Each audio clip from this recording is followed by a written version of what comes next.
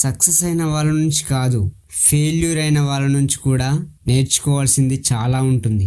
విజేతల మాటలు నిన్ను పైకి లాగుతాయి, కానీ ఓడిపోయిన వాళ్ళ మాటలు కింద పడనీయకుండా చేస్తాయి. సక్సెస్ అయిన వాళ్ళ కథలు మనకు వెలుగు చూపిస్తాయి, కానీ ఫెయిల్ అయిన వాళ్ళ కథలు మన కాళ్ళ కింద ఉన్న గోతిని చూపిస్తాయి. మనిషి సక్సెస్ కంటే ఫెయిల్యూర్ని ఎక్కువగా గుర్తుపెట్టుకుంటాడు. ఎందుకంటే బాధ, నొప్పి మెదడులో లోతుగా కూర్చుంటుంది. విజేత చెప్తాడు, నేను ఇది చేశాను అందుకే గెలిచాను.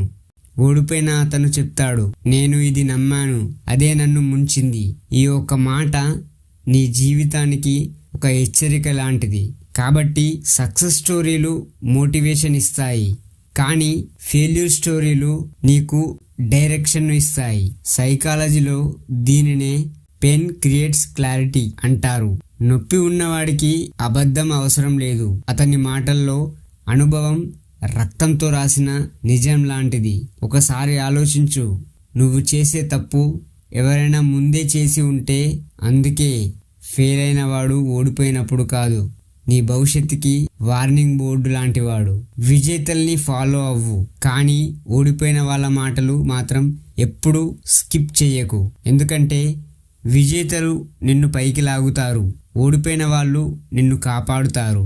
గుర్తుపెట్టుకో, ఒకరి ఓటమిని వినడం నీ జీవితానికి బీమా తీసుకోవడం లాంటిది.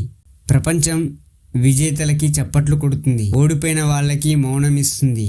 కానీ విను, ఈ మౌనంలోనే జీవితం చెప్పాలనుకున్న నిజం ఉంది. విజేత స్టేజ్ మీద నిలబడి మాట్లాడుతాడు. సైకాలజీ ఒక విషయం స్పష్టంగా చెబుతుంది, మనిషిని మార్చేది సక్సెస్ కాదు, అతన్ని విరగొట్టిన ఫెయిల్యూరే. సక్సెస్ మెదడుని మోసం చేస్తుంది, ఫెయిల్యూర్ మాత్రం అద్దం పట్టిస్తుంది.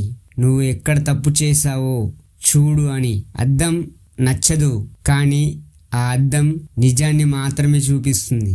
ఫెయిల్యూర్ చూసిన వాడికి ఫేక్ మోటివేషన్ అవసరం లేదు. గెలిచిన వాడిని చూసి నువ్వు కలలు కంటావు, ఓడిపోయిన వాడిని చూసి నువ్వు తప్పులు చెయ్యడం ఆపుతావు. కాలిపోనివాడు మంటతో ఆటలాడుతాడు, కాలినవాడు మంటను చూసి జీవితం మార్చుకుంటాడు. అందుకే గుర్తుపెట్టుకో, ఓడిపోయిన వాడి మాట వినడం నీ భవిష్యత్తుని కాపాడుకునే చివరి అవకాశం. విజేతలు నిన్ను హీరో చేస్తారు, ఓడిపోయిన వాళ్ళు నిన్ను బతికిస్తారు. Thank you so much.